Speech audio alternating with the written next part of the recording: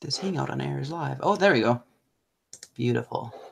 Yeah, that Yeah, was so weird last time that it just should never hung. not work. It hung, Very weird. and then I left, and I came back, and it was still not live, but it actually was.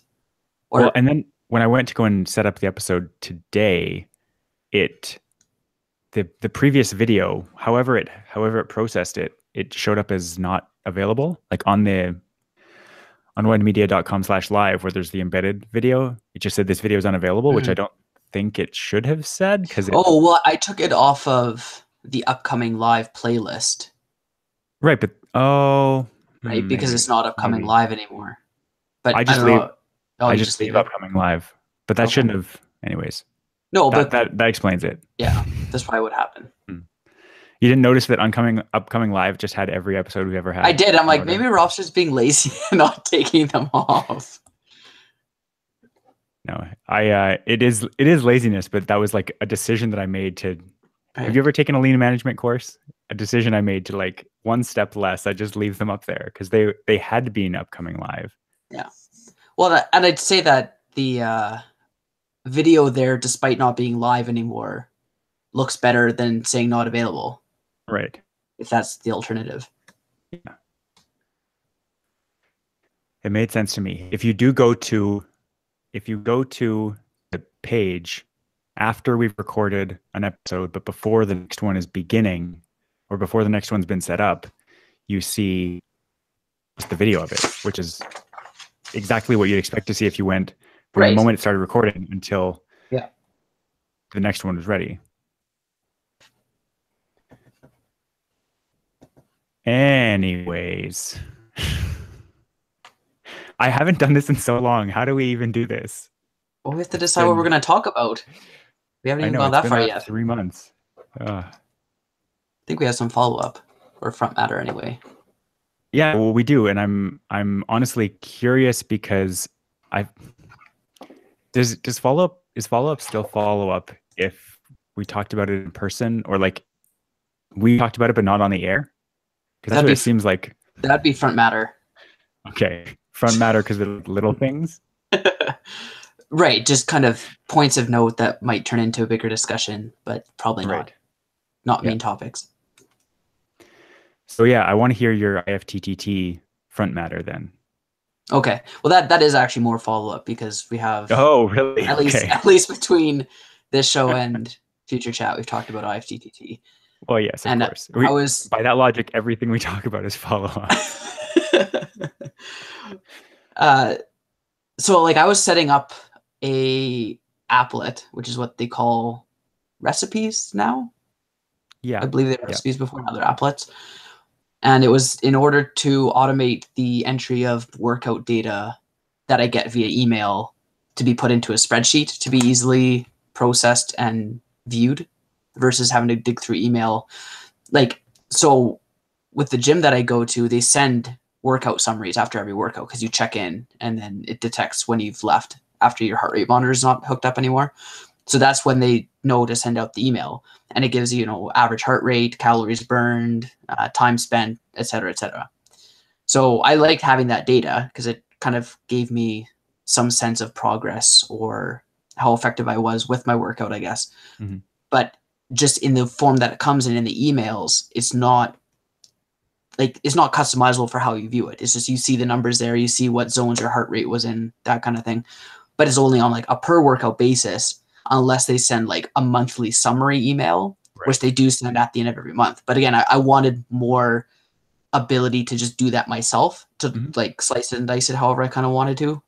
So I looked at the email that it came in and I was like, I bet I could strip out this data through some sort of like IFTTT thing, Right. whether it was through HTML embeds in there.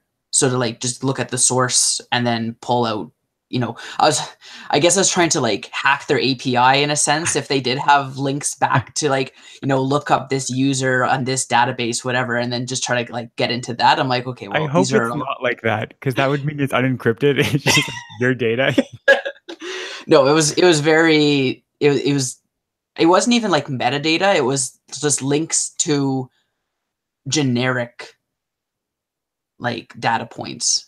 Okay. I guess there was probably some form of encryption in like randomized codes or serial numbers and that kind of thing.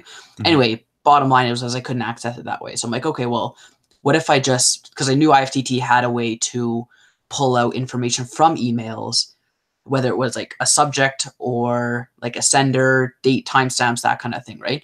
Yep. So IFTTT has a way to pull out like the plain text body of an email and put that into a Google Sheets Mhm. spreadsheet.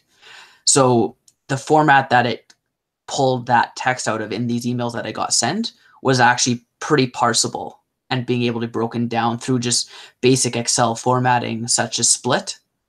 So Mhm. you can split the plain text into the various parts of that email and then just kind of keep splitting and doing left and right truncations and all this kind of stuff to get that data you want, because it always came in the same format with the same amount of spacing, all this kind of stuff, right? Sure. Anyway, long story short, or long story continuing to be long, I set up this applet and I was like, hey, this would actually be pretty useful for other people to be able to use, because I'm obviously not the only person that goes to my gym. Like this is a gym franchise called 9 Round. So there's other people that use it on a daily basis. And there's like a Facebook group that I'm a part of for this specific location. So I was like, okay, well, maybe if I can publish this recipe and make it available for other people to use, then I can just post that and say, hey, I set this up in case anyone else was interested and wanted to kind of have a way to modify the data that they get sent. Mhm. So digging into it more to set it up to be published, it was like, okay, well, to publish, you need a developer thing, whatever. It's not even a developer account, but it's like, well, I guess it kind of is, but it's more like a developer mode. Yeah. Like I didn't They actually call it have a maker, to. right? What's that? IFTTT, they call it a maker. I think so. I think they've rebranded it though, because when it prompted me to go into this developer mode, it just had me put in like my name, my company, Unwind Media, naturally, Of and course. then my position. So I think I put like content creator or producer or something. I can't remember what I put. Anyway, I felt that a more media type thing, if there was some sort of like approval process, it'd be more relevant to being approved to be in their developer Sure. stream versus just in kind of non-related field. Mhm. So I put that there and it just took me straight to the developer mode. I'm like, okay, that was easy enough. Continue to dig into it more. So then I had to like recreate the recipe, but kind of using more generic fields the same way you would if you were to publish, where it said, it offers the user. So like you link your services like normal. So you have your Gmail and your Google Sheets, or email and Google Sheets anyway. And then you put in the different fields as if you're setting up your own recipe, but then you say what you want made available for the user to enter Yes. and what's default. So that was kind of cool. I like that idea of being able to kind of publish a recipe in that way, where if there's like a certain, like literally a specific sheet you want them to use, Mhm. then you can link to that sheet.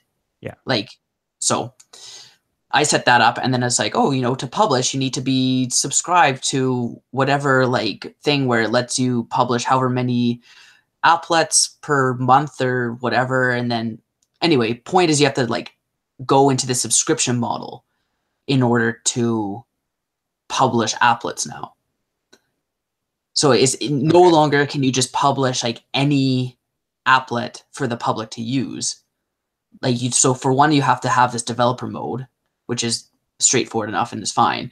But now you actually have to pay to publish these applets in order for other people to use them, which I isn't a big deal when you have like a company who wants their employees to use certain applets. Like I understand that part. So I understand the Mhm. slant that they're coming at, but it's very hostile to just the general public who wants to get into automation and to share those automation tools when they're not serious enough or willing to pay to do that. Right. So I'm not sure. I guess I see why they did that, because that's how they're going to make money, right? Otherwise, like they have, for services to get on board with IFTTT, there needs to be an incentive to do that. So if they have this revenue model, then maybe the services who offer, the backend to plug in through IFTTT, like they'll get a cut of that if their Mhm. service is used. Maybe I don't know how that part works, But I guess it's unfortunate that there isn't a way to just publish a recipe without having to go through this developer applet route. Right. I I think that there's kind of a two-tiered system now. So I'm looking on IFTTT, and it's now called apparently IFTTT platform. That's what Yeah, Maker. so I knew it wasn't called the what was the It was Maker. Maker. Yeah, it That's was, yeah. but yeah, I knew they had rebranded it. Um, I'm fairly certain you can still make generic applets the way you could make recipes before, but there's the second layer of applet that the developers kind of have access to, and that's the one where you set up a trigger the way you normally would, but then you have access to multiple, like you can send it to multiple outlets, and you can use JavaScript to actually conditionally trigger things. And that might be, it looks like, because I was on the Maker beta for IFTTT, I guess I'm grandfathered in because I Okay. don't see any kind of pricing. I just have access to it. I had access to it too, but it's just once you go far enough down the path of wanting to actually publish, then it's kind of like at the end, it's like, okay, if you want to publish, then sign up for this or pay this amount. And I didn't realize you even had to pay for it until literally the very last step after I had Huh. set up my recipe or my Interesting. applet, whatever. Right. So it seemed to let me set up my applets, even these generic ones, for my use. Right. It's But if you in want order, to share them. yeah, if you want to publish them for others to use, then you have to pay for it. Right. So Which what there's no yours? incentive for you to do. No, exactly. It's like at that rate, I may as well just make Yeah. my own. But I guess, yeah, with if I wanted to do the more in-depth JavaScripting and that kind of thing, then I guess even for my own use, I'd want to go that route. But at this point, I just want to be able to set up generic applets for other people to use that Right. aren't super complicated. It's usually just two services connected. Yeah. But it doesn't even let you do that anymore. So that's Well, that's unfortunate. I think it does though. I think if it's just having like sending it or seeing a tweet and being able to like, I don't know, send it to Slack, I think it would still do that for free. Not to share it. You can set it up, but you can't. Really? Yeah, you can't share it. So what about my ones that are already published? I'm just in under the wire, like I'm grandfathered. Well, see, I think when you share, maybe they just duplicated those recipes and made them your own. Like when you share a recipe and you add it to your account, Mm-hmm. it's not like a Google Drive document where it's literally the same recipe being used. Like I don't think if you made a change to a recipe you shared with me, Right. I It don't think wouldn't my change. recipe gets changed, Okay. right?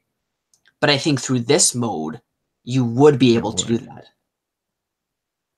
Okay. right? Because you're getting people to use your recipe, but when you make a Right. change, I'd think that maybe it changes it for everyone else too. Maybe. Yeah. I guess it's probably because like from the page where you can sign up for this, it looks like it's a company that has an API that works with IFTTT, and they want to be able to say to their customers, "Hey, look, if you buy our product, you can use these services and be able to do all these fancy things, but we've already done all the hard work setting it up for you. You don't have to get this new light bulb or whatever and have to kind of Right. configure it yourself and write all this code. You can just go."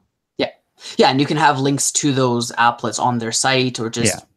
just not pre-installed, but just packaged with their device somehow, like through a Mm. QR code or whatever, right? Yeah. So, like again, I get why they did it, and it probably is better overall. It's just unfortunate that they've taken away the ability to just for anyone to be able to publish a recipe for anyone to use. Right. But I think part of it too is being able to control the IFTT experience. Like if someone creates just a badly structured recipe Mm-hmm. and it breaks, and then they contact whoever, be like, "Hey, this isn't working for me," and then it's like, "Well, that we didn't write that applet or that Right. recipe."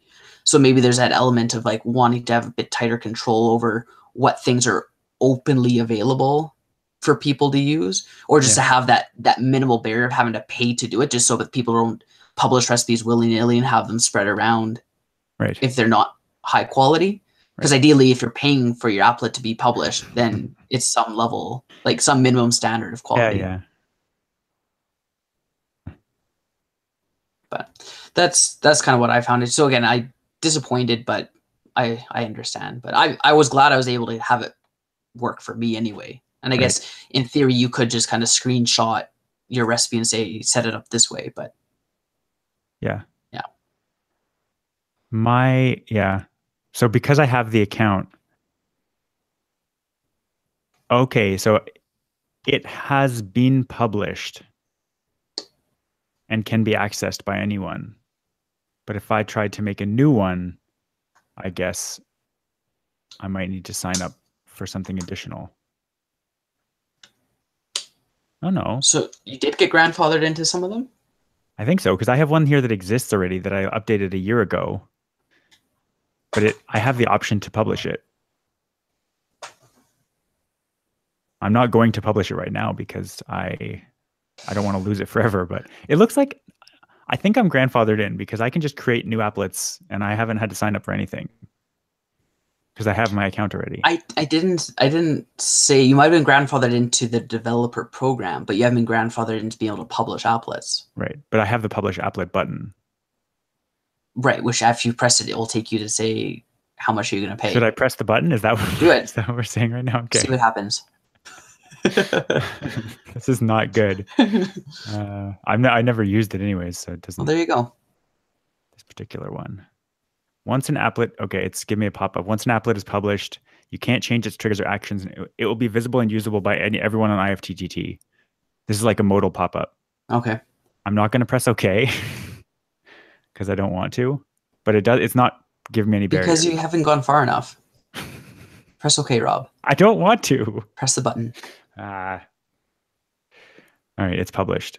I can publish things. I can publish new things. I'm grandfathered. That's you all. Think so?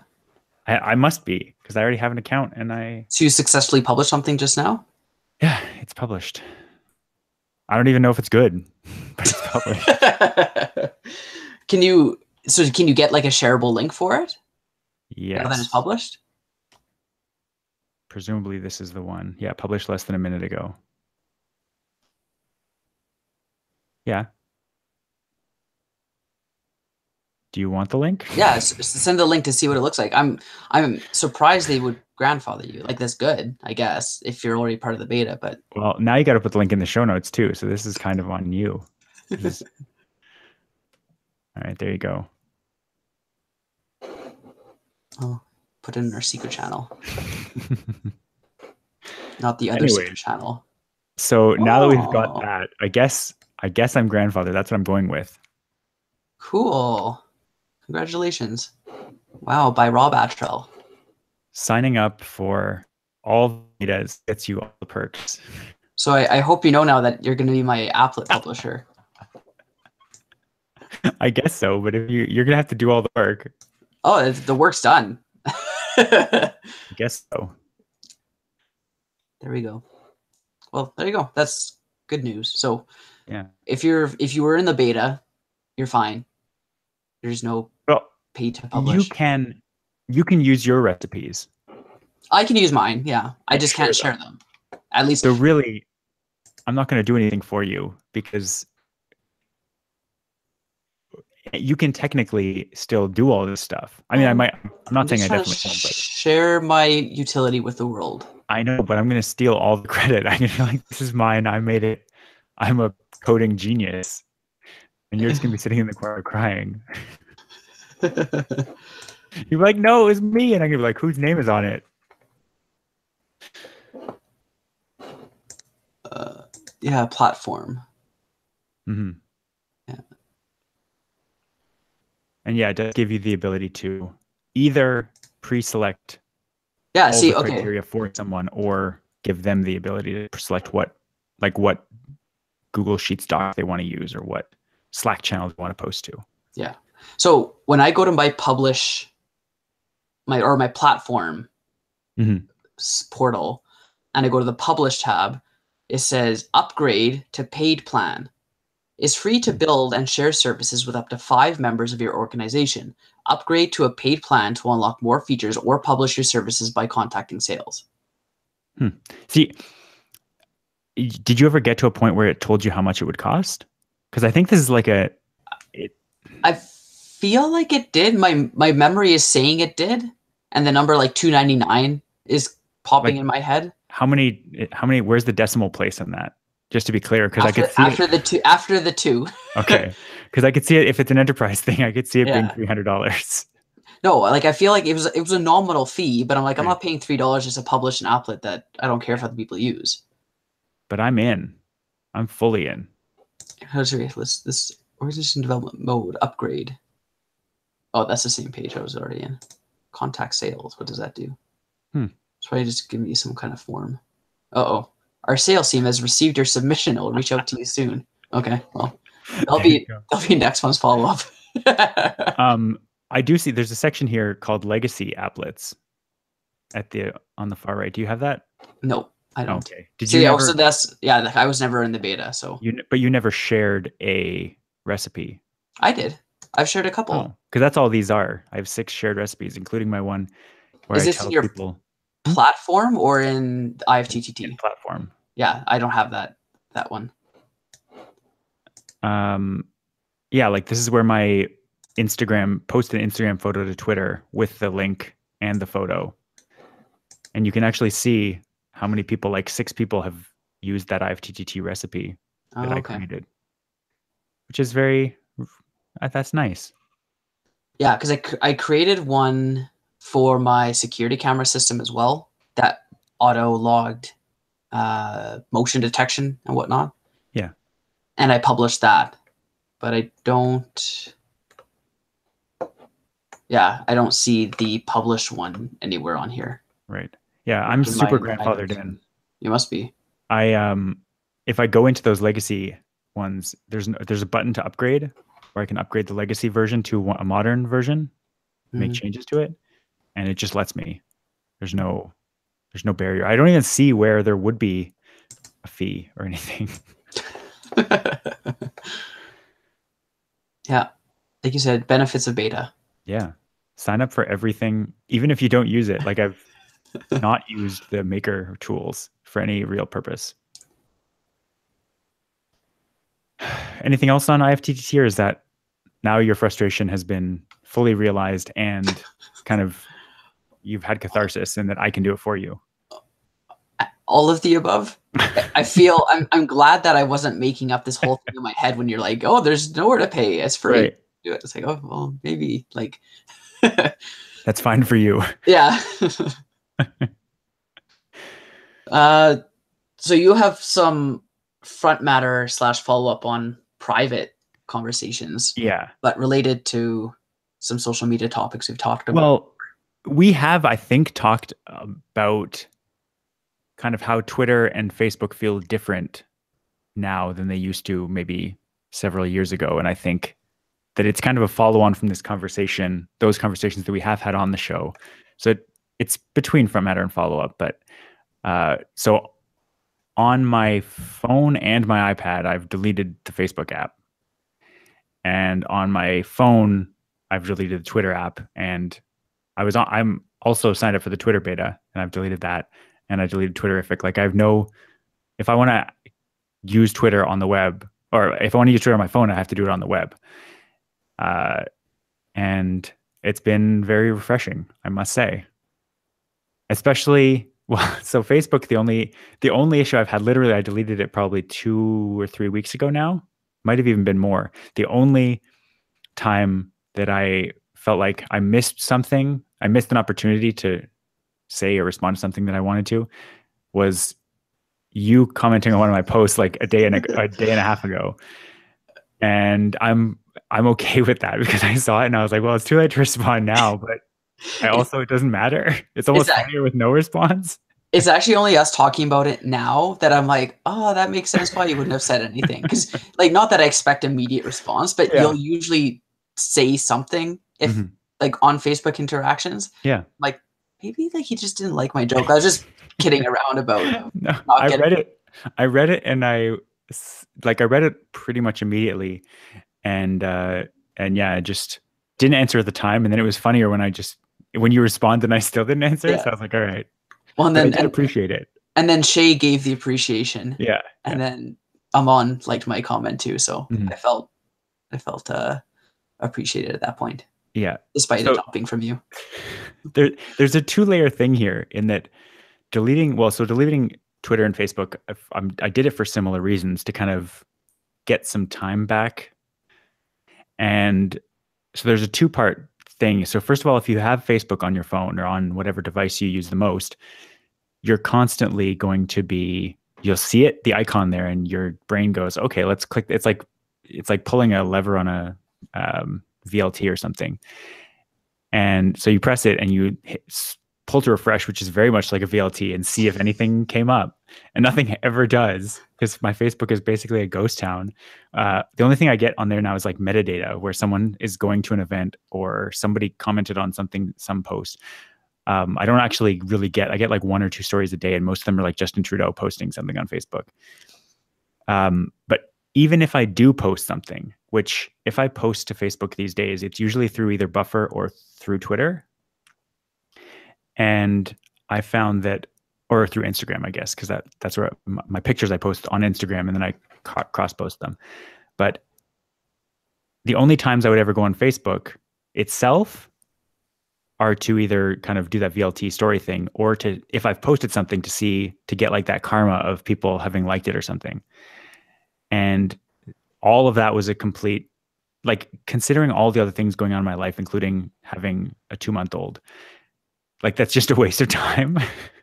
Especially the kind of milking your own karma thing. Like, I posted something funny, let's see how many people appreciated it. And then just like, you do that once and you see like, oh, 1 or 2 people liked it. Okay, the first 2 minutes, that's good. And then you go back like every 10 minutes for the next couple of hours just to see if anyone else did. But if you don't have it on your phone, like, I went back like 16 hours later and I saw that 11 people had liked it. And I was like, okay, great. And I closed the window. Like, I didn't have to sit there and spend all that time.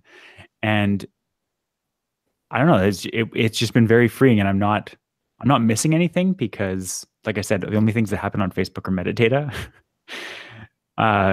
With Twitter, by metadata, you mean not specifically related to you or your friends, right? Not my friend, because my friends don't really we use Messenger all the time. We don't really use Facebook to post stuff.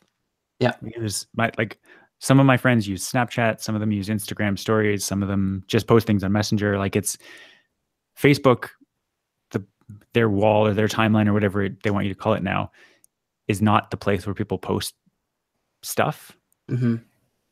And so that's been fine. Twitter was a little bit different in that I was still spending a ton of time on it, but it was mostly like, a news story would break or something would happen, and I would spend the next 4 to 6 hours spending like kind of refreshing every 10 minutes just to see what had happened with that story. And I was like, so every time that would happen, it would happen at least once a day. And you'd be like, okay, this is it. Trump's going down. I just got to watch this and ride it out. And then by the end of the week, he'll be impeached or whatever it is. And for months, that's, I think, how a lot of people kind of view politics day to day. Like, it's not just American politics. Like, it happens in Canadian politics too. And it happens in like the Ontario provincial election is happening on June 7th. And I was seeing all kinds of things like, oh, Doug Ford did something stupid, now he's definitely going to lose. And it's just like, Twitter is really good for having stuff reported, but then all the commentary and stuff that happens around it is very cathartic, but it doesn't actually do anything. Like, that's not where policy things happen. It's just where people make jokes, and like, it's almost like wish fulfillment for anyone to be in their own circle, thinking like, this is the good thing that's happening, and we're fighting the good fight. And I just started to realize, like, this isn't doing as much for me as it's costing me in my time and my emotional energy. And this sounds super, I don't know, like almost Zen or something, but it's not. It's really just time, and it's time that I wanted to get back, right, and like spend with my family and focus on work. Like, I'm right now, we didn't even mention it, but I'm in Montreal. I'm we didn't actually mention that you're back. Well, that's what I mean. No, I mentioned it briefly. I mentioned briefly that it's been a while since I did this. I'm not sure if it'll make the show, but yeah, I'm in Montreal right now in a hotel room. And my current life doesn't have time for like spending hours a day on political jokes and all this news that keeps swirling around, like the modern news media isn't just bad because like Fox News is stupid. It's bad because every journalistic outlet is just trying to make money by publishing every possible story and spinning it so that the audience hears what they want to hear. And I found it unproductive, very, very unproductive. Yeah. I'm glad, not glad in a I'm happy sense, but I feel like we're at the same point now when it comes to Twitter, because you might remember we talked about me deleting Twitter from my phone. Now this is just a personal account. I found that I still wanted to have Twitter linked to like the future chat and desktop accounts, just so that I could stay up to date on what was going on with those. But for my personal account, I wanted to have that gone. So because I felt the same way, that when I went on Twitter, I was just getting like irritated and like anxious about like seeing these these things that politicians were doing, or just, shootings or whatever, and just people reacting to it, right? And it was echo chambery, and it was just like an avalanche of each tweet after tweet after tweet of the same thing, saying the same thing. I'm like, why isn't anything being done about this? Yeah. And it was just getting me upset. And it's like, this isn't good for me. Like, I don't need this. Like it's nothing that I don't already know. So it's just making me upset. Right. Now, as far as Facebook goes, it's kind of the same thing. Like on Facebook, I'm a lot more of a observer than a participant, we'll call it. Like I rarely actually post anything on Facebook. And when I do, it's like the very odd picture or something. Right. And usually a little bit of trying to be funny, maybe, but not like I'm trying to kickstart like a Facebook comedy account, but it's kind of the same idea. Like, oh, this would be funny to post on Facebook and whatever, right? But I do find Facebook useful for staying up to date on like events and stuff like in the city, because I'm subscribed to a couple pages, like community pages or City of Calgary and that kind of thing, and they'll add events, or Facebook will pop up like, oh, so and so is interested in this event, and because a lot of my Facebook friends are also like young parents, like often they're events that I would be interested in going to as well. Right. So it helps to kind of just, also I'll just put interested, and then Facebook says, hey, reminder, there's an event happening today. And then I'll either go or not, like whatever. But it's at least a way to stay informed, because otherwise I'd have no way of knowing what events are going on. So I do find Facebook useful for that. I don't really do it, or I don't use Facebook for planning events with other people. Like if anything, I'll send an event or invite Maria to an event just so she sees the same things I am. Right. But outside of that, I don't use Facebook for like social planning or anything like that. So like if I want to send like a funny picture just because I find it funny, like I'll usually just either send it over WhatsApp to Maria, because like her and I talk all the time. Yeah. And then, or I'll like post it in our Slack, or I'll like snap it, like whatever. Like I find I'm actually using Snapchat a lot more, where like a lot of them actually probably could be like tweets or Facebook posts. But it just doesn't matter. It doesn't matter. Like I don't care if anyone else sees it. I want you guys to see it, or I want Maria to see it, whatever. Like, but outside of that, like I don't care if my Facebook friend I've had for 5 years that I don't talk to anymore sees it. Like, not that I care if they see it or not, but it's like I don't care enough to post it on that public forum, right? So, and a lot of the time when I post stuff on Twitter or Facebook, I'm usually wanting to know if you guys saw it. Right. So I'll say, hey, did you see like my post on whatever? And then we'll end up talking about it anyway. So it's like, why not just cut out the middleman and like not even worry about that, right? Yeah. So like I think services like Instagram serve their purpose for like being a platform for photographers or artists or that kind of thing. Yeah. But from like a social media interaction aspect, like I feel like Facebook and Twitter doesn't really fill that gap anymore. Right. It's more like Twitter, like you said, is more of a commentary platform. Yeah. And Facebook is, I don't even know. I guess it probably varies pretty widely depending on who uses it and for what purpose. Yeah.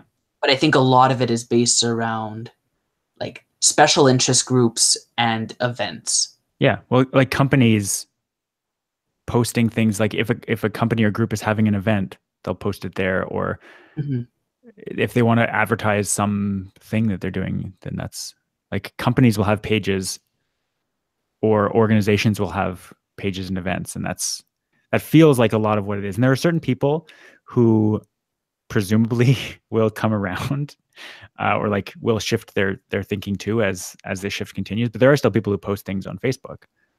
It's a specific group of people that maybe if they relate to the game, or I also find that my mood will sometimes shift up and down. It's almost like, it's not like if I'm depressed, I'll stop posting on Facebook or anything like that. But there are certain moods where I get in where I'm like, I feel empowered to posting social media more. And I've just been in a low of that.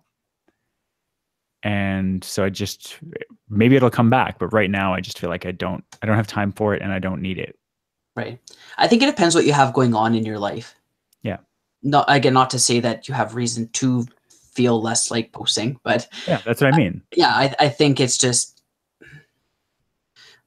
like, say like after a workout, like I want to share with someone that I had like worked out, right? Yeah. Just because like, oh, that was a good workout. Like, I don't know. Yeah. Not like a self-congratulatory way. I don't know. I honestly don't know what it is, but I think those are times where I feel like sharing with someone that I worked out. So like I'll again post in Slack or like snap it or whatever and be like, oh, great workout, like whatever, right? Like, but that's the kind of thing that would be a pretty good candidate to post on Facebook. Right. But then also, it's like, well, like, why are you saying you worked out? Like, I don't care. Who are you hoping is going to see this? Exactly. That's how I feel. Yeah, right. It's like, are you showing off? Are you like bragging? Like, are you looking for a good job? Like, what is it you're looking for here, right? Yeah. So, and I think that's where the difference is. Like, when you send something to someone who you're actually close to and value their opinion and want to interact with directly, I think that gives way more value than posting something on Facebook and just, like you said, hoping that someone likes it or comments on it or whatever. Yeah. Well, it used to be when people, I guess it was people's friends groups were just smaller, but it used to be that you'd post something on Facebook and the 10 people you really wanted to see it would see it and would comment on it. But now I'm like, I don't trust the algorithm to get my post to those 10 people, and I don't trust them to go and check Facebook during that time. And the only way that they will see it for sure is if you send it to that messaging group, or if you post it on Snapchat to them, or whatever it is, whatever method you choose. I find, especially with a new kid, going on Facebook Messenger, having the ability to like post a photo and then pick the different recipients of it. Like you can post a photo to your stories, but you can also post it just to different conversations just by tapping them.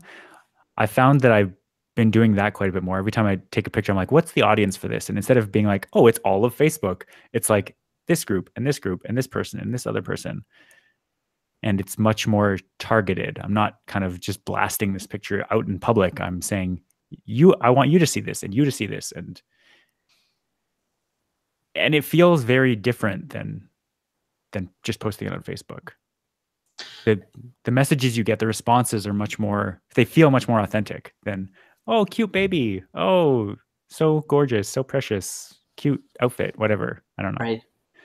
I think the psychology of posting something, like commenting on a post or a photo on Facebook, is a lot different than just shooting a message in a Facebook chat. Yeah. Like, I think the Facebook chat seems more temporal, and the Facebook comment is like you're putting yourself out there as having stated your opinion on this thing and is there for all to see. It's like a performance almost. Like the post and the comment are like two people acting on a stage. Kind of. Like, what a cute baby.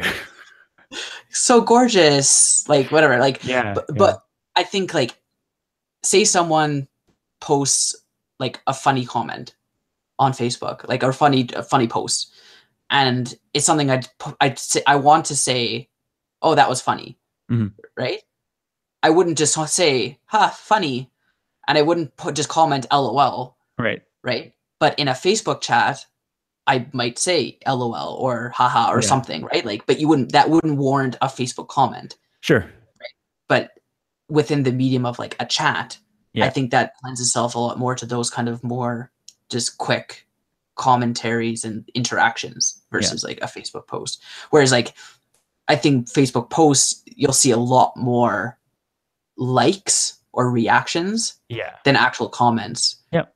Which I think is yeah. like in hindsight, that was probably one of the best additions Facebook could have ever made. Oh yeah. Like when my memories pop up, there's some that were from before likes were a thing, and it's like 0 comments, 1 comment, 0 comment. Like I'm not that I expected them to be popular, but it's like that's just number of reactions or interactions that's very low. But then I remember, oh, that was before likes and reactions, right? Yeah. Whereas now it's like people don't want to have to comment to show that they liked something, right? So just click a like, click a love, click a crying thing, like whatever. Like I think that's a really good outlet for those kind of in between interactions that you want to be able to have. Yeah. You don't have to comment LOL anymore because you can just have the haha face. Yeah, right? Exactly. Yeah.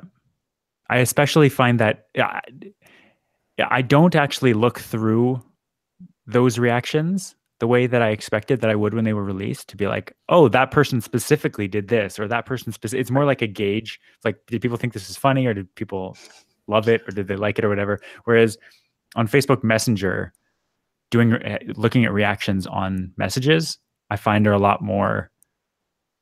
I'm looking at seeing who did that. And that also gets rid of a lot of the LOLs. Like if you tell a joke on Facebook Messenger, you're not going to get like LOL. You're going to get reactions. The haha face, yeah. Yeah. I actually found myself using Reddit a lot more as like that social media trying to be funny, like performance type stuff. Like that's my outlet for that. And I don't know why I'm more okay doing it there. Maybe because it is more anonymized. I'm not going to say anonymous because I don't intentionally try to be anonymous like some Reddit users do. I won't say your name, but I know it. Thank you. No, but if someone tried, they could look through my post history and put some pieces together. Again, not in an identifiable way, but in a knowing where I live and probably my approximate age. Same here. Totally. Yeah. But that is a kind of thing where I'll post a comment or make a post and I'll be checking to see how much karma it got. Right. Like, again, to feed that egoistic or whatever part of my lizard brain. Yeah. And I think you were saying you don't use Reddit like that. You mostly just consume. You don't participate. Yeah, I rarely I don't know. I find much more with Reddit than with any other social network. Sometimes you'll post something and it will just go huge, and then you could post the same thing an hour later and nobody would see it at all. It's very fickle that way, and so I think to myself, I resign myself to the fact that I'm never going to have a post that, because it's not so much that I want to get karma, because it means literally nothing. It's that I'm usually specifically looking for interesting answers to a question I have, or looking for information that I don't know. And I just don't have any trust that I'm going to get the answer I'm looking for, or an answer. So I just don't bother. Well, not to mention that it's so easy to game the Reddit system. Like if you would, like from a standpoint of being like a corporation and you're trying to put in a, AstroTurfy type post. Yeah. So you just pay for, a couple hundred upvotes, and all of a sudden you're immediately visible to anyone who goes to that sub, right? Mm-hmm. And then because people are people, they see something that's highly upvoted and they'll continue to upvote it, right? Or if it's highly downvoted, they'll continue to downvote it, right? So because it relies on that visibility to be noticed in the first place, and then it's just like a snowball effect one way or the other, then I think it's harder to use Reddit in the way that you're wanting to, as opposed to like a direct message, right?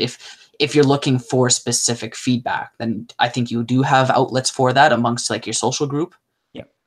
But yeah, when it comes to Reddit, I think it's a lot harder, unless you just comment on a existing thread that hopefully the comment will get visibility, and then people might kind of participate in that part. Yeah. There's also that brings up the idea to me of the fact that if you do have something, whether it be on Reddit or on Twitter or on Facebook or wherever, if you have something that does go viral, it seems like 2018 or maybe 2017 as well just kicks you in the butt for it.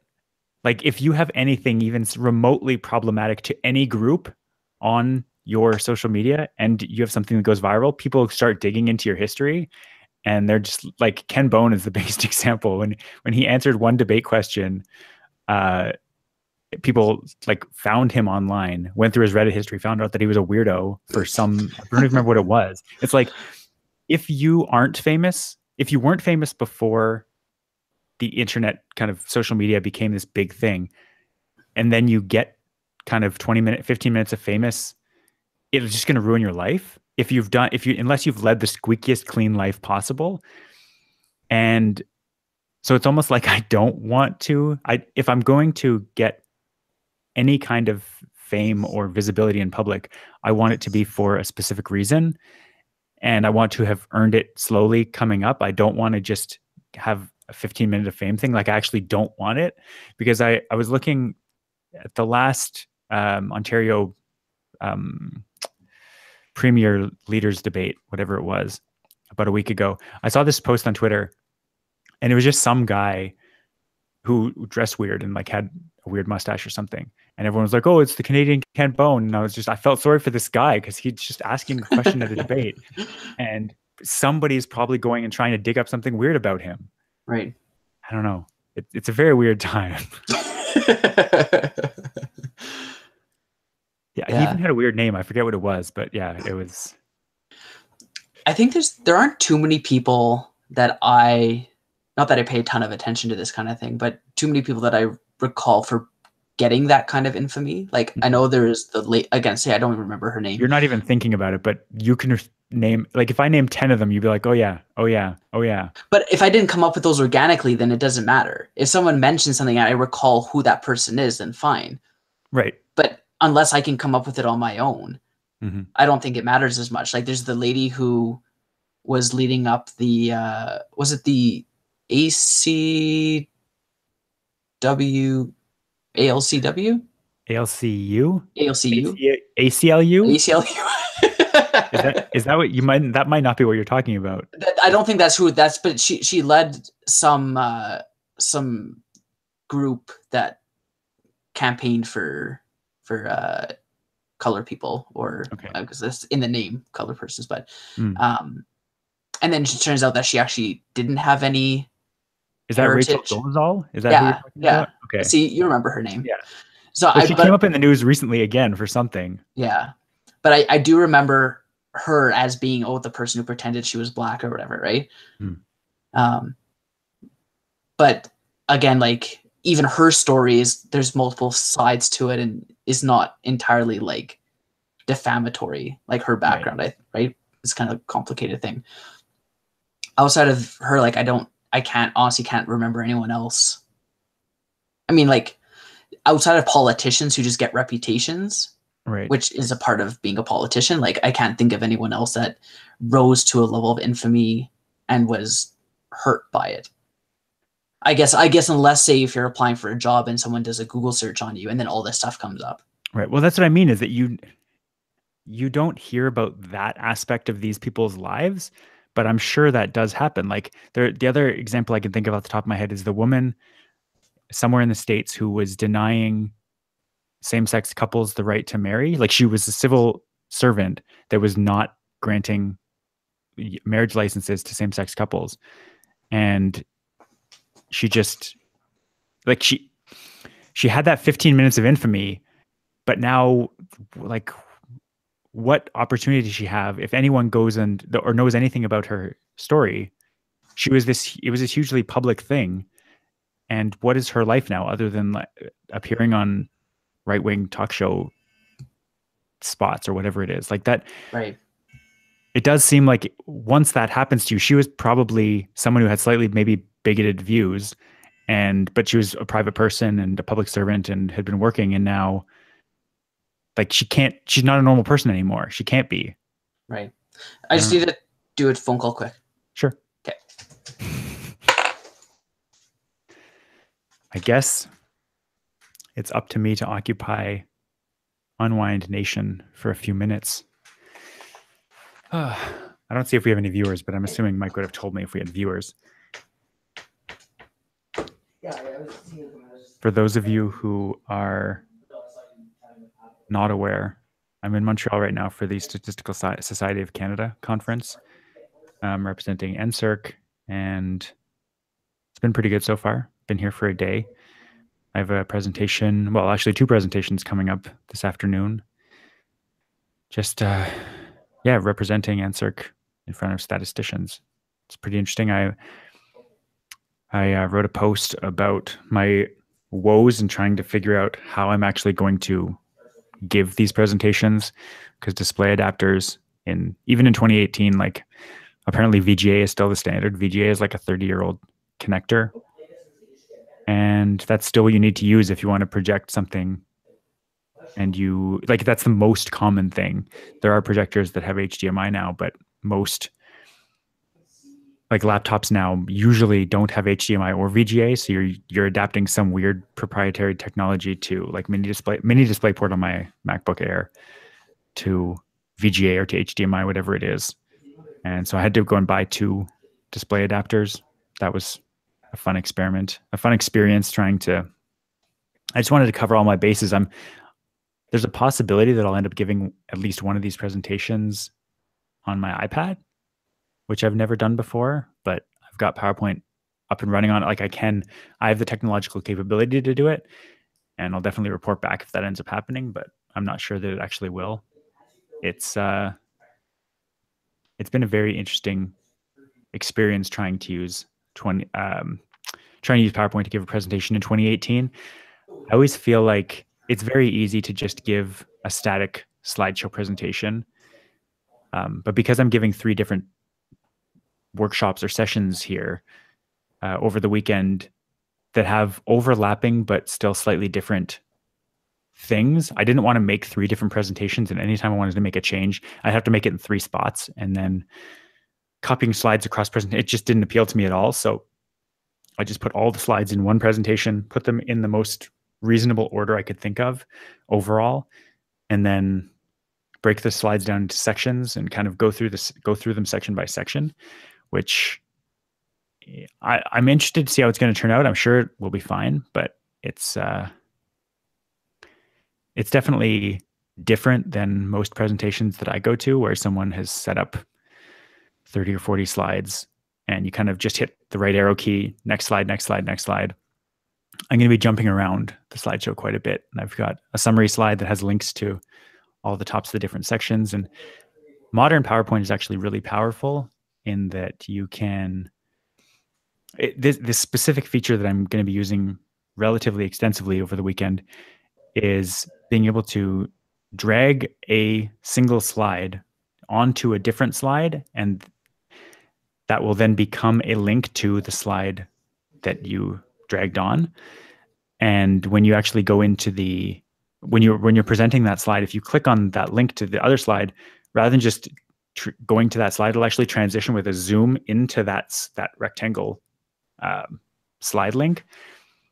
It's quite an interesting way to do things, and it's going to be featured heavily in my presentation. I'm pretty excited about the opportunity to try and use this. And so I have to be back at McGill campus in about 2.5 hours. So if Mike could ever get off the phone, maybe we could get back to this.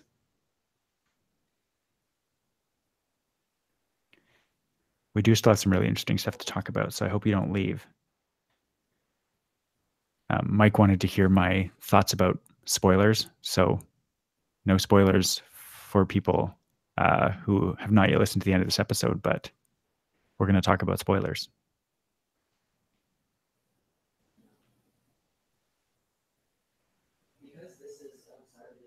Actually, since we haven't done Future Chat in a while, maybe I'll also talk to you about Google News, because otherwise I feel like Mike's never going to let me talk about it. So since Apple News launched in the US, I have had my device settings set to US so that I get access to the Apple News app. And I liked it, but it didn't really quite do what I wanted. And so I decided, like, when I deleted Twitter, I didn't really have a good source of kind of breaking news or the big stories of the day. And then at Google I/O last week, 2 weeks ago, 3 weeks ago, it was a long time. Anyways, when Google I/O happened, they updated, released, revamped Google News. And since Google I/O, I've had the Google News app installed, and I look at it, I would say, pretty much every day, because not having Twitter on my phone, it means that I'm not seeing all this commentary, but with this, I still get the opportunity to just go and see the top stories of the day. And I do still find that there are some stories that just aren't what I want to read. But there are lots of stories that, even if I'm just reading a headline, like I'm not putting massive amounts of stock in headlines, but I'm able to just go and see anything that I might have missed by not spending part of the day or some of the day or all of the day on Twitter, or at least having access to kind of every half hour opening up Twitter and seeing what's going on. Yeah, I'm seeing lots of, this kind of shows you what you actually read and what you actually look at versus what you think you're interested in. So I see a lot of things about superhero movies, obviously, because I really like them. I see a lot of things about technology and the iPhone and other smartphones. Lots of sports news, because I don't really watch sports anymore, but I do still like to know what's happening with, like, you can go through the entire, I mean, in the case of baseball and hockey, which are both kind of wrapping up right now, you can watch the entire 82 game season. It doesn't really matter. What actually matters is like who wins, and not in the way that, like, I still don't remember who won the NHL, like the Stanley Cup last year, but I like knowing at the time who's winning, just as a way to talk to people about it.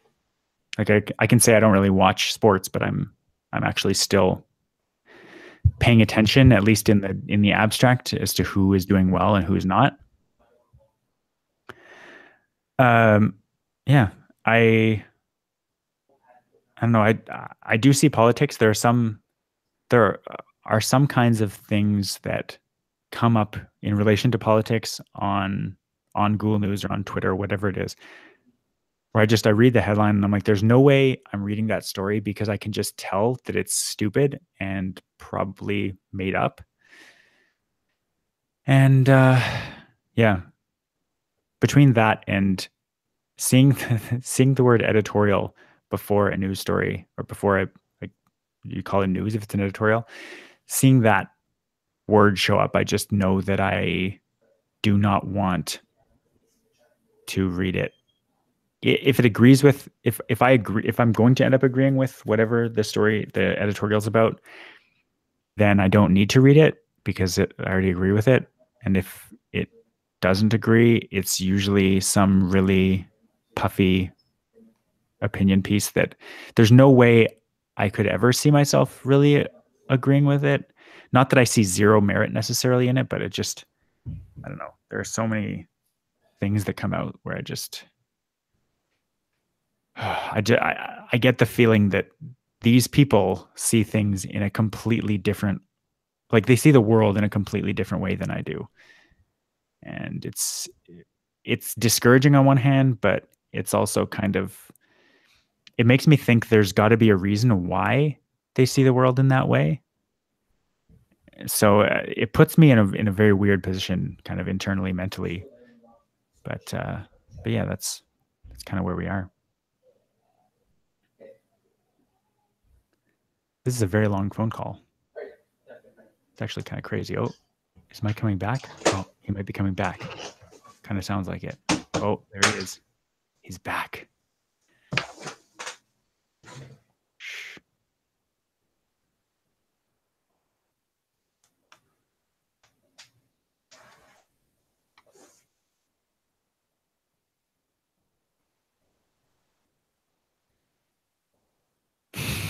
Hello.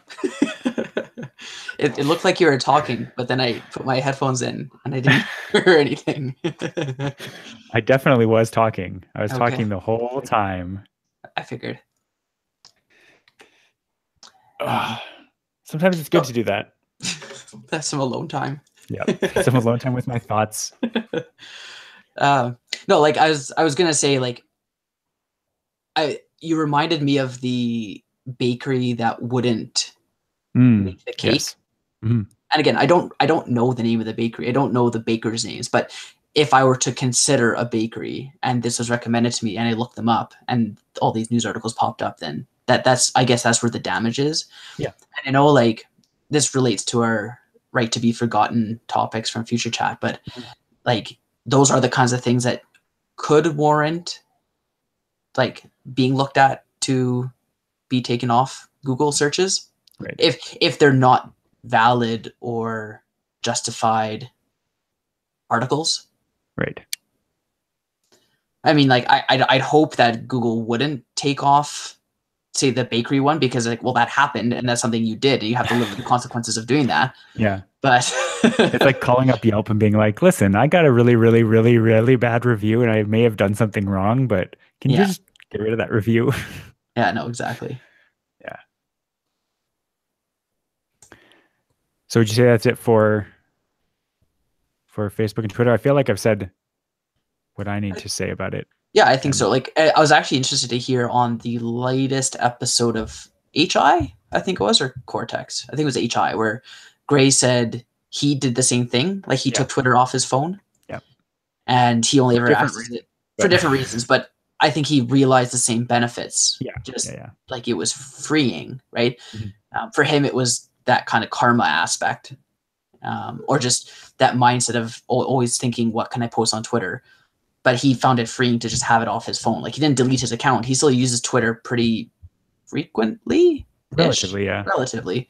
More so than he used to, I think. But no, I think it's a good thing to try if you're feeling worn down by the current state of the world. Mm-hmm. And if you are on Twitter, then that definitely helps. Yeah. I had added, I don't know, I think it's just because I got used to checking or being involved in like the podcast accounts on Twitter. I was like, well, I'll just add the Chrome shortcut to my home screen, which pops up as like Twitter Lite. Like it's a Chrome shortcut, but it opens Twitter in Chrome. But it's at that point, like the view is like a web app view. So you're effectively still having the app on your phone. Still there for that conditioning of like checking Twitter when you're on your phone. Exactly, so I'm like, this defeats. So I had to remove that one. I was like, okay, well, I mean, I tried, but I went back to the same thing where it's just killing time checking Twitter, and it's like, what am I doing? Like, this is what I was trying to get away from. Yeah. I have found it. Maybe I'll tell this one anecdote and then we can move past it. But I've seen two people now in the last week post on Twitter, oh no, my publicist turned on tweet alerts for me, so now I can't post anything. Because they're like, if you know that, like, if you're famous enough to have a publicist and they get alerts for every time you tweet, they're going to be calling you instantly, being like, "Why'd you say that?" Because there's so like one Twitter message can be so damaging to someone's career or to something, and whether it's you saying something bad or problematic, or whether it's someone saying something bad or problematic about you. I mean, I'm not saying it's 100% damaging, because there are people who say all kinds of crazy things on Twitter and still have potentially the most important job in the world. But there are lots of other people who will say one thing on Twitter and lose their job and maybe lose their livelihood. Like it's such a time. It's a time that hinges on things that seem so inconsequential, but it's mostly just that people can have really like out there thoughts and instantly tell everyone in the world about them. Whereas normally those people they might have these thoughts, but they can't share them with every single human that has an internet connection within 5 seconds. Like it's very different than it was 20 years ago. Yeah. Well, and I'm sure even in contracts, like employment agreements, they're having to put in clauses on expectations of behavior or portrayal of yourself when online. Yeah. Because like you said, we've seen people fired for that. I don't know if those people had clauses like that, or if they just it happened and they didn't pursue it, or went to court and the court decided that it was justified, whatever. But I think just a cover basis so that like people can't say, well, you never said I couldn't do this, or like, oh, it's free speech, whatever. It's like, right, but we also have expectations of how you're you know, not defaming the company, right? Most companies already have that into their contracts. It's just kind of whether you make it explicit or not, that online activity still very much counts as activity. Maybe, yeah, that's fair. Yeah, it'd be no different than like, yeah, publishing in a newspaper, right? Like same difference of whole, like saying things that would be either true or not true, but just defaming, and Right. like a company is within their right to terminate or discipline an employee for that. Yeah. So, um, so before we go too long, because we've been recording for over an hour, but talking for just under there. We've made or have been looking to make a couple tech purchases. So I want to talk about, before we talk about the most recent thing, how's your bicycle mount going? Because you were looking for a bike mount for your phone. Have you received that yet? Yeah. So I wanted something where I wouldn't have to worry about my phone. Like I could mount it on my bike, on my handlebars, and not have to worry about it bouncing out. Like I wanted to be confident that it was going to just stay attached to my handlebars until I removed it. So the one I ordered is from a brand called Tautronics. I just got it on Amazon. It was relatively inexpensive. I think it was around $20, but it clips in like kind of any like on the sides, like any car dash holder or thing would. And then it also has these elastic clips that kind of slide over the top and bottom corners. So it's held in place around the sides and it's got the four corners. And I've been using it this past week when I'm biking, and it's held solidly. Like I haven't had a corner pop off or anything. So for my purposes, it's excellent. I'm sure at some point it's going to fall out. Like it just seems inevitable, but so far so good. I haven't had any issues. Yeah. My rule is don't count on it not falling out. Like don't be surprised when it does. It's like like you said, it's just probably just a matter of time. Yeah. So hopefully there's like some sort of case on it, or just you've accepted the fact that if it falls, then you might be in the market for a new screen or phone. Fortunately, like I have the case that I have, it does protect the back and side. So I've cracked the screen on this phone before, and I just like it costs $129 or something, and you just get a new screen. Like I've accepted the risk that could happen, but I like this phone. Actually, the last time it happened with the iPhone SE, they couldn't get this screen to pass its tests or whatever it was when they have to make sure it all works with the phone. And so they ended up just replacing the phone after they tried twice to replace the screen. So like at worst case scenario, I spend $160 or $129, whatever it is, and I just get a new phone. New being in quotes, because it's usually refurbished model, but it's got a new battery. So I'm okay with that too, because now with the whole battery news from Apple, I'm okay getting a refurbished phone with a new battery every like 16 to 18 months for like $100. It's not that big of a deal. It might actually be a good thing. But yeah, so I like the bike mount, I have to say. And it's mostly so that I can be biking, and if I usually I have it in my backpack strap, there's a little pouch. That's where I would have my phone, and I'd be catching with the gotcha because I'm playing Pokemon while I'm biking. This is mostly, it's not really, I'm not playing while I'm biking. It's mostly if I'm stopped at a light or something, or if I see a gym that has space or has a raid or something going on, that I can go and do it. And I have actually found that that was the one thing that I missed from when I was busing, is that I'd be on the bus and I would get into a gym or two on the ride to or from work, and I would kind of get my 50 coins a day regularly. Whereas if I'm biking and I'm not looking at my phone the entire trip, then it's much less likely that I'm going to get that every single day. And so I know where all the gyms are on the route. So I just kind of, if I'm at a light, if I'm stopped there, I'll look at the gym and see if it's yellow and if it needs people, and then put someone in. Now, would a police officer give you a ticket? I don't know. I think they would. I'm stopped, like both feet are on the ground. But you're driving a vehicle. Not a motorized vehicle. I agree with you. I don't know what the distracted driving laws I state. don't know. I don't know. Hmm. It's again, I'm flirting with the law. I feel like if both my feet are on the ground, no reasonable, like if I'm biking down the street and like tapping away, maybe, but I don't know. So if a vehicle is in park at a stoplight, that'd be equivalent, right? I've thought about that. I don't know what the rules are. I don't feel like they're very well defined. Well, I think you do know what the rules are. I They're also pretty black and wonder. white. So this is something that I've been meaning to talk about, and I don't know if this is the right venue, but I'll just mention it.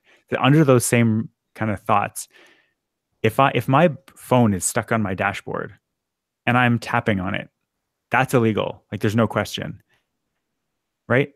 Sure. If I'm driving down the street. Yes. But if Yeah. I'm changing the radio station, how is that any different? Like why is it a phone that's illegal? Why isn't it distracted driving? I think it's the opportunity to be distracted for longer periods of time.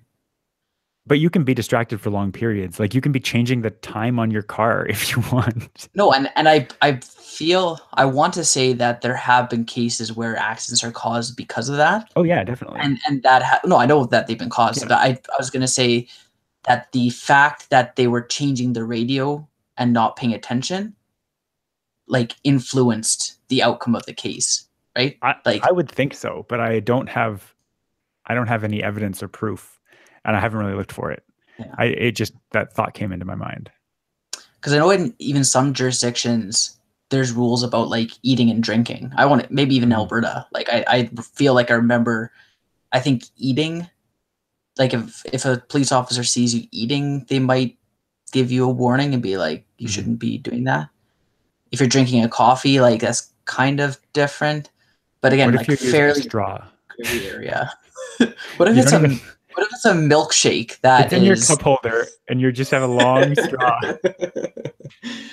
Or what if it's like Soylent, which is a food, but it's a liquid? What if you have a Camelback full of Soylent and you're just slurping on the straw? See, Camelbacks, built-in Camelbacks for vehicles would actually be a pretty good idea. I don't think they would. How would you clean that? That's fair. Maybe not built-in, but like Camelbacks that you just like loop around your driver's seat. Right. I mean, it's not very useful, but if you're doing like the Le Mans 24-hour, whatever it is, maybe. But I'm sure they have other ways of getting nutrition. Yes. Like I think they have multiple drivers in the car. Right. They're just like, you just swap out if you're hungry. Probably have ways to like excrete nutrition as well. I don't think you're excreting nutrition, but I think I get what you're saying. Okay, so that's your first purchase. We'll put a link to the carrier holster mount that you have, just for people to know which one you have, and they can evaluate if it's for them. When I saw it, it looked fine, but definitely risky if you don't have any secondary protection method. Because if I remember, your phone right now is Commando, correct? No, it's got a thin plastic, like a bumper, like a minimalist sides and back. Right, so that's just a bumper. Clear. I think that's considered a bumper. What would be more a bumper? Like an OtterBox, where the front actually has this clear. Or the lip does go slightly higher than the phone. Well, you'd hope so. That any good bumper would have that. But I guess I was saying, if you didn't have at least a bumper, it'd be probably pretty risky. If you have the bumper plus the case, the thing that is probably no more risky than just carrying your phone. Yeah. Outside of just the additional shocks that it would get.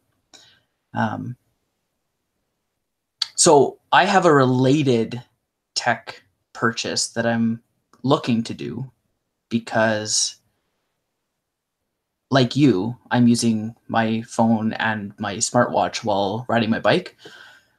So we've talked about this offline, but I'm starting to use some apps on my Gear S2 watch that allow me to navigate without having to look at a phone.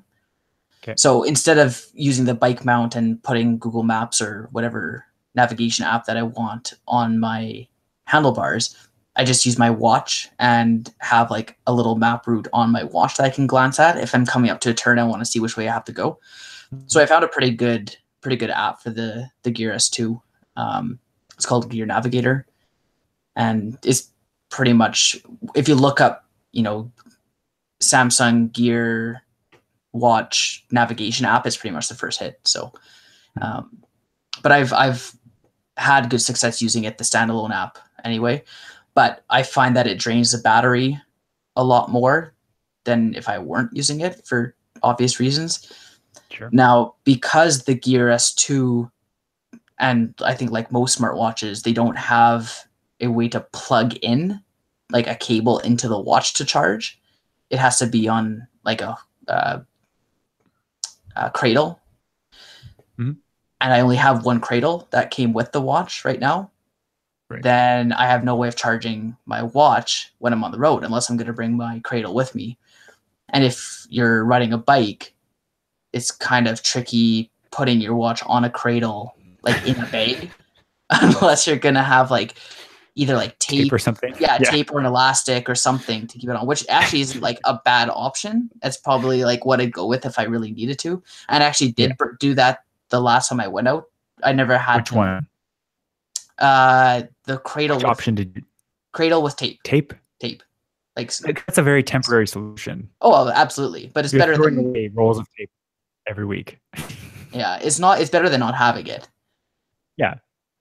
So that's how I went before. But I was like, well, I want to find a second charger. So whether I'm like at the office or on a bike ride, wherever, I don't have to be taking my current cradle, which is next to my bed, with me wherever I go, because that's just not practical.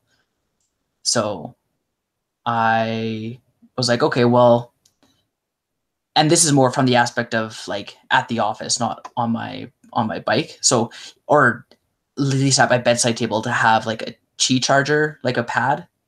Okay. So then the cradle would be the portable solution, whether at the office or on the bike, and just have the Qi charger at home. Because when I'm at home, then I just put it on the charger and go. Mm-hmm.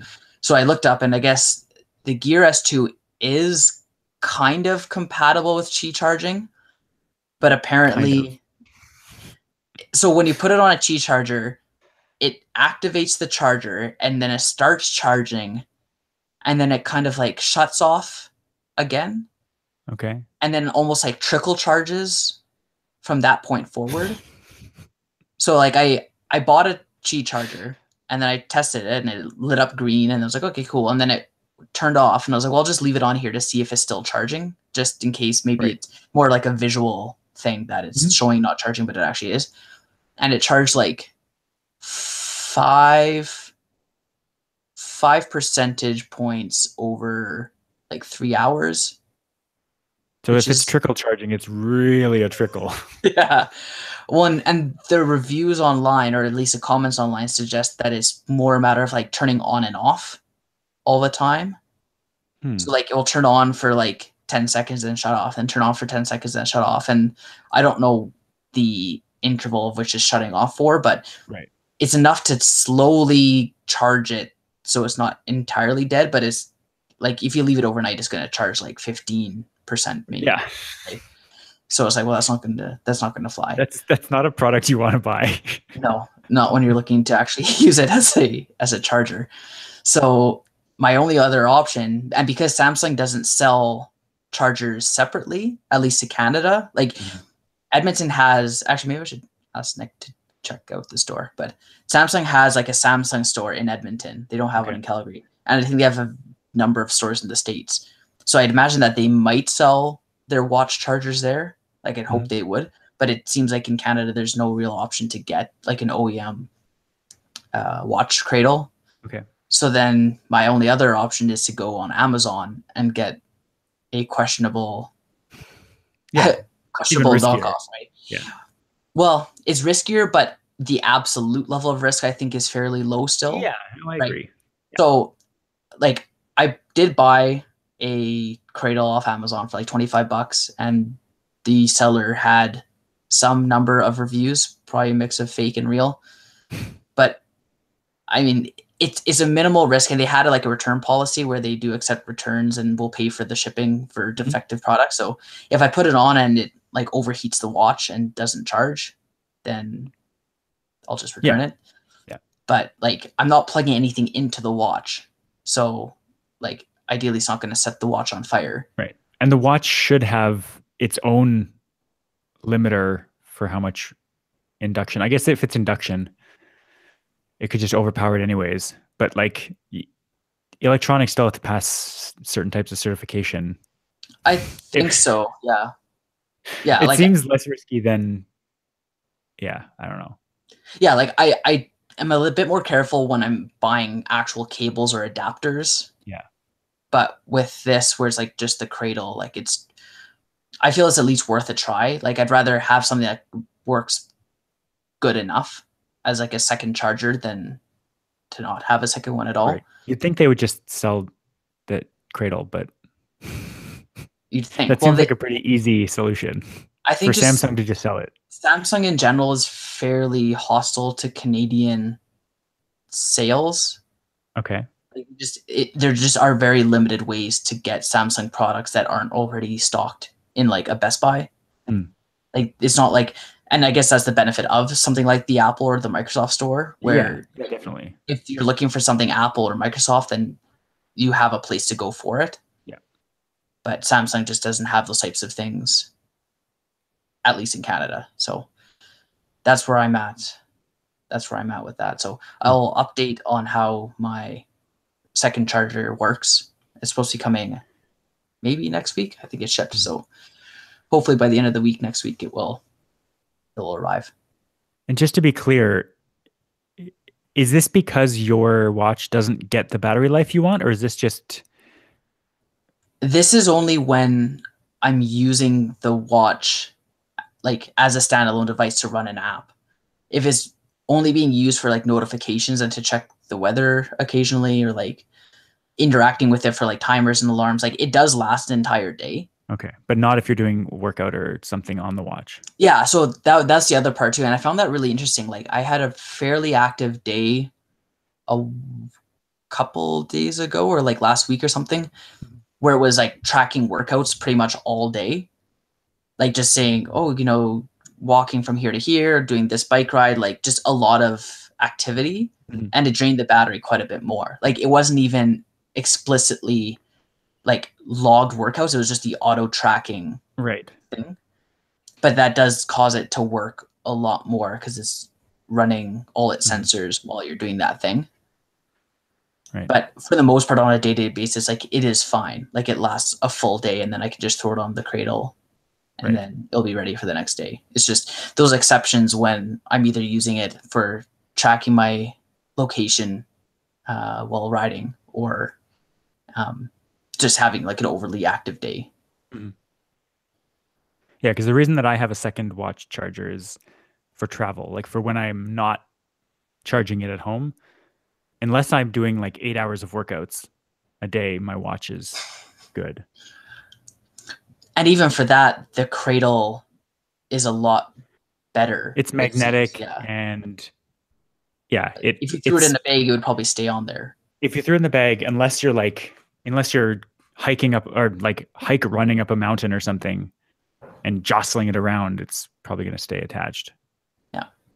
I don't know why I had to be going up a mountain, but that felt more vertical, like it would get shaking around.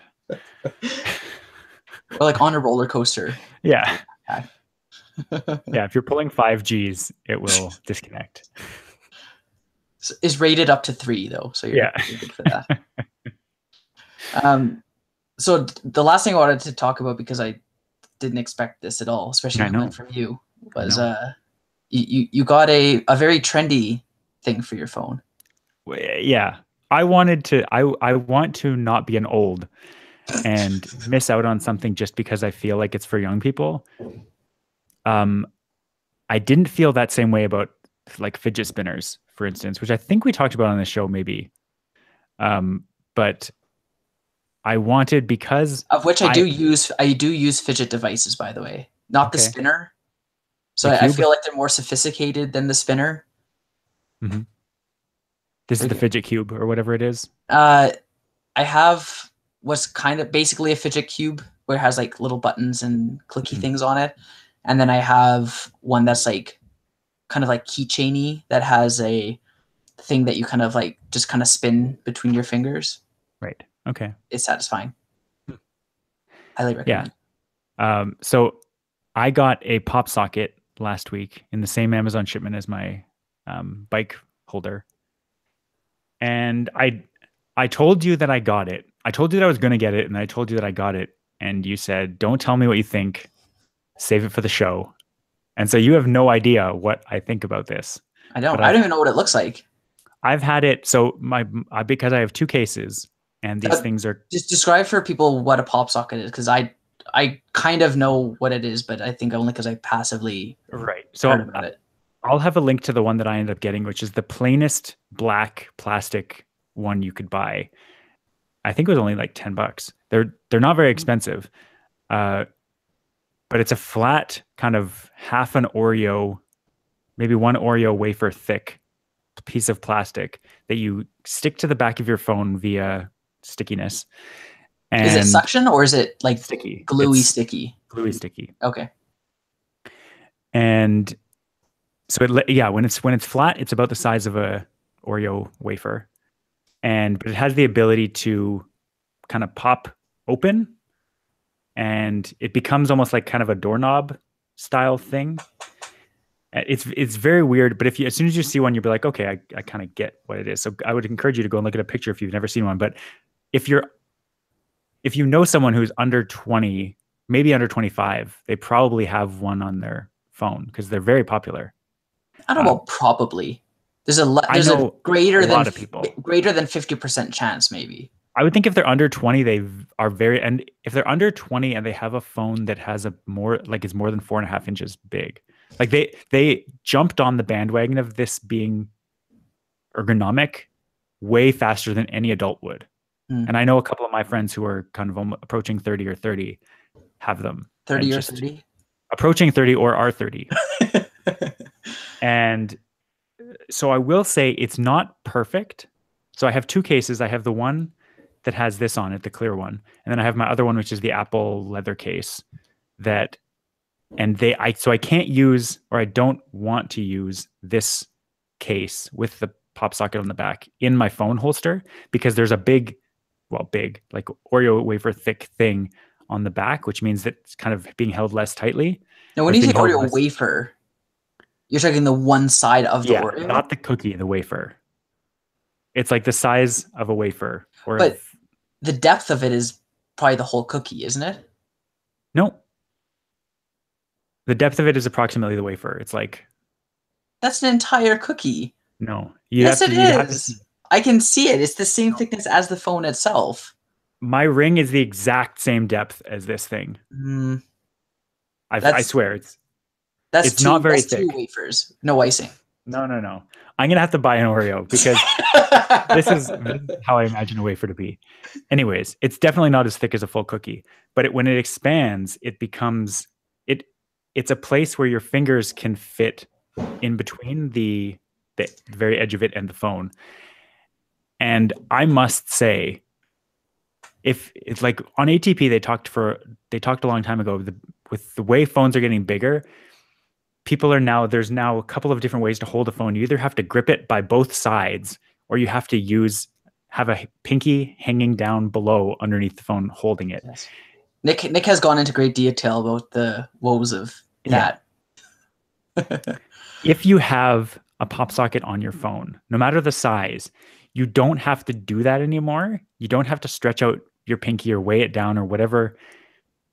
It frees you up to not need to, I think we talked about this, I forget in what context, but you don't need to hold two sides maybe we're talking about the Samsung, in that when I have a phone now, what I was doing was I would have to grip it by the front and the back because I wanted to have a secure grip on it, because it was too cumbersome to hold on to the left and the right side, because it was just it's wider than my hand is to be comfortable. Like if I'm using it, I can hold it, but if I'm not looking at the screen, it's not comfortable to hold it by both sides, the left and the right side. It's too wide.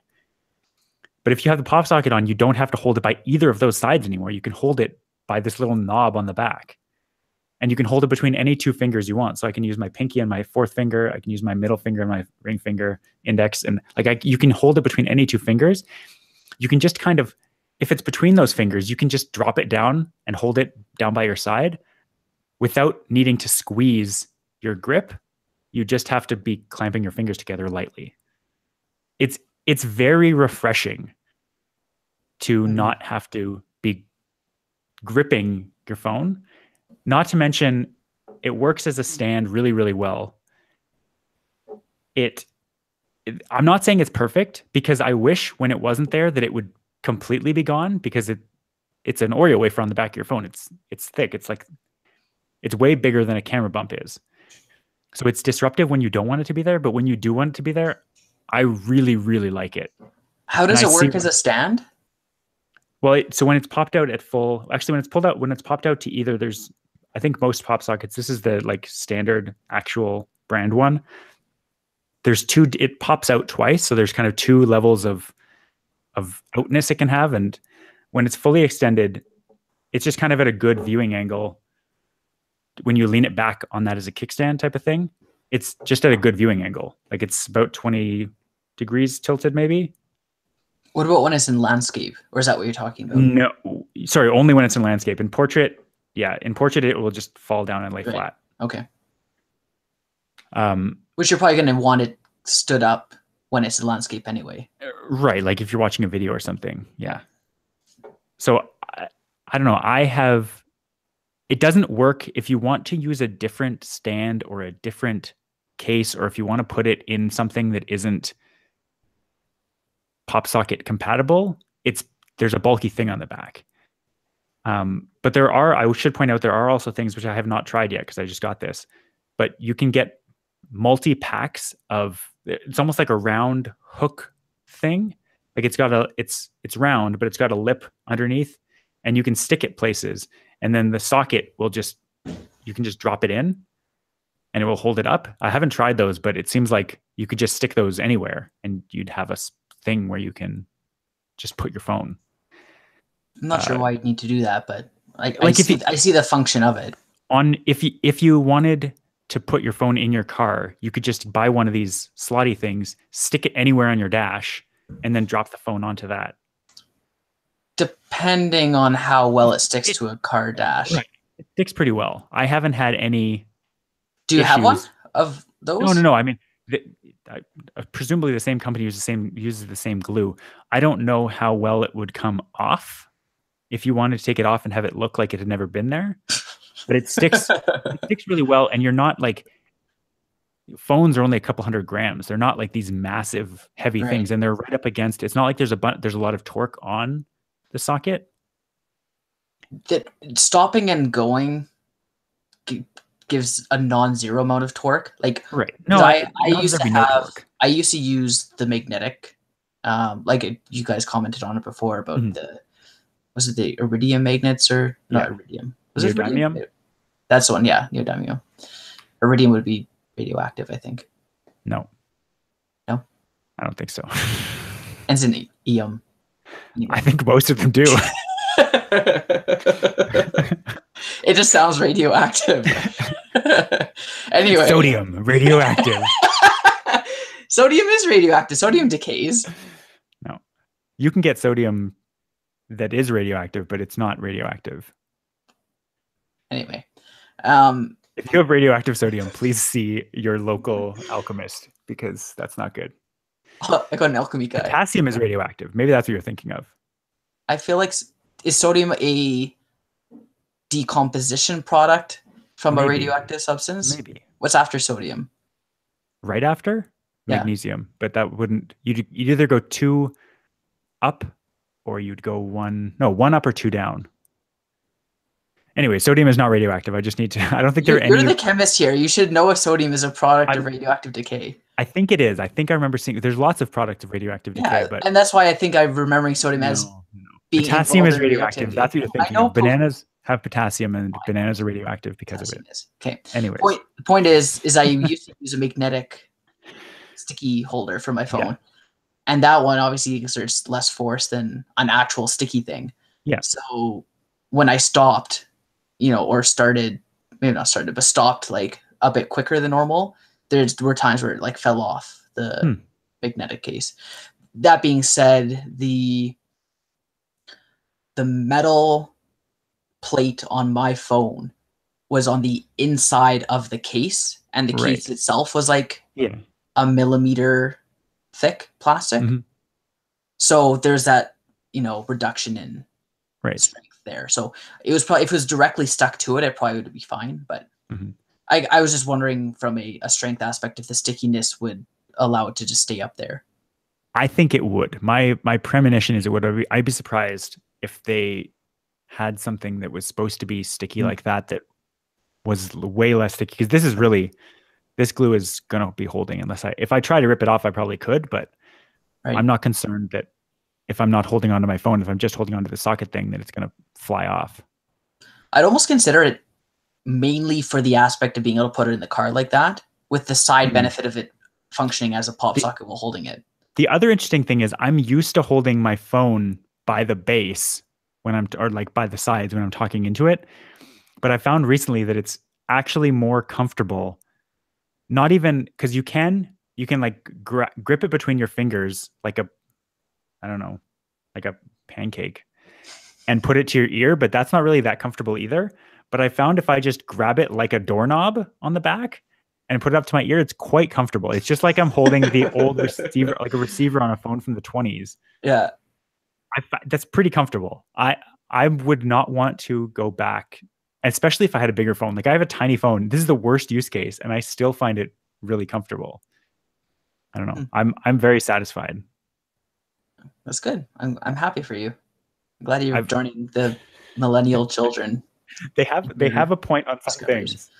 I mean, they weren't wrong about Snapchat, and well, they might have been wrong about Snapchat. I don't think they're using it Snapchat anymore. No, is it Instagram now? I don't know. You don't know.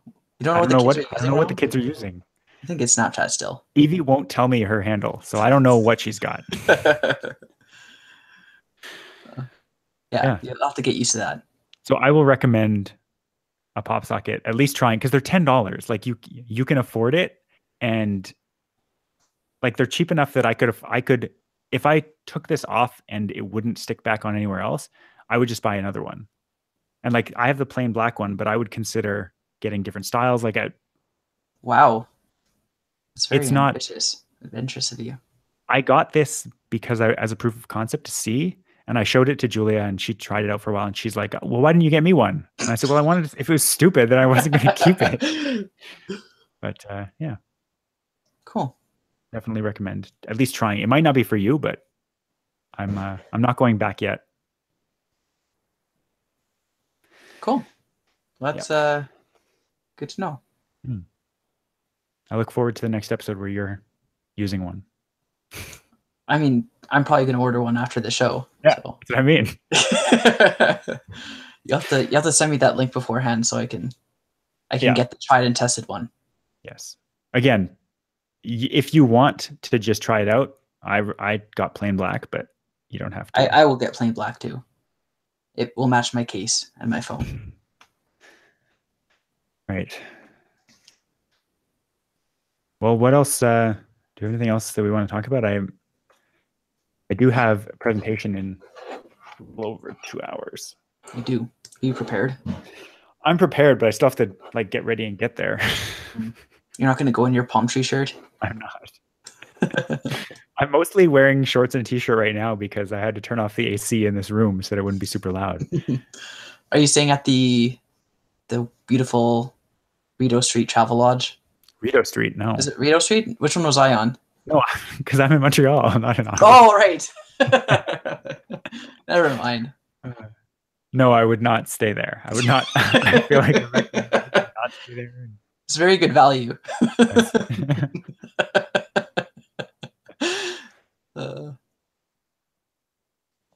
Yeah, that was a mistake on your part. Where in Montreal are you staying? I'm staying at. I'm maybe a 10 or 15 minute walk from the water, but I'm at a Marriott Courtyard. Ooh, fancy. Government taxes at work. It's medium fancy. I haven't talked about it yet, but I feel like there's actually a government rate that most hotels get. Mhm. Like contract type Yeah. stuff, yeah. Well, those people probably travel enough that you'd hope they get a break. Yeah. Well, it's mostly like if you're traveling on government business, like people complain about the government spending too much money. It's like, well, this is how you can balance it out. It's like we'll throw in a free breakfast.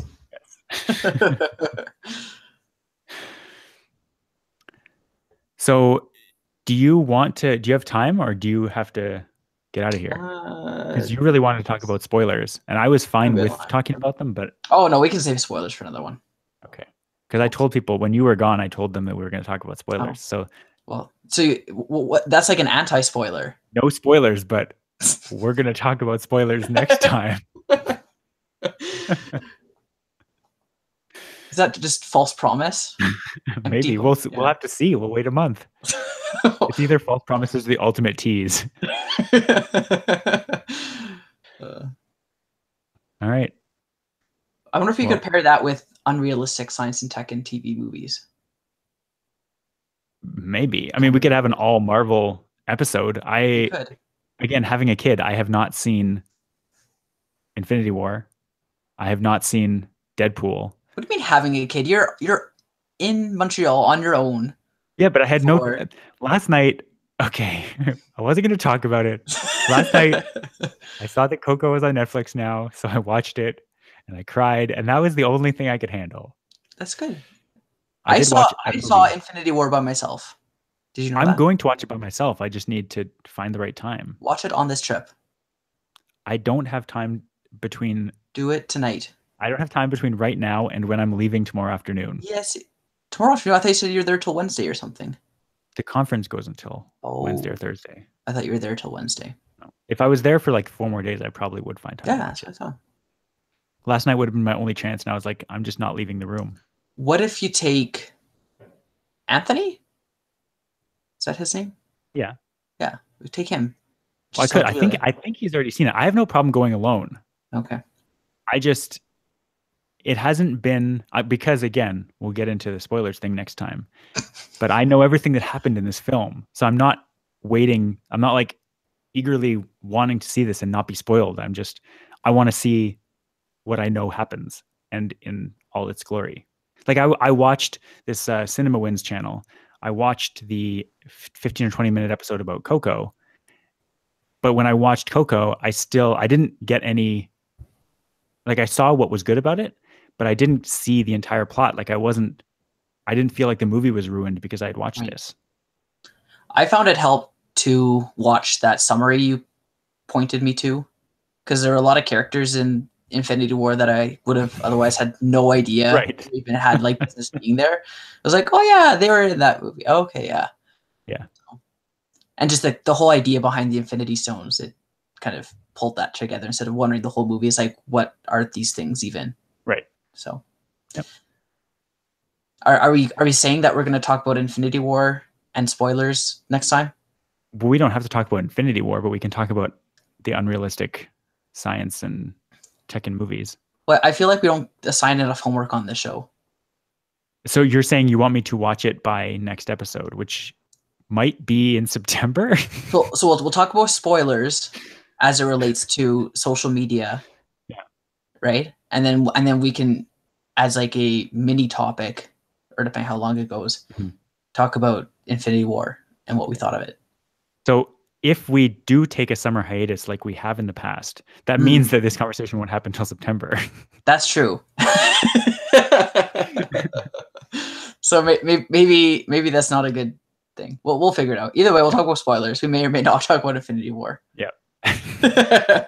By then, we might have a different movie to talk about. This is the best cliffhanger that any podcast has ever had. Oh, you know what I want to talk about is Arrival. You saw that one, right? No. I've watched the Cinema Wins movie, the video about it.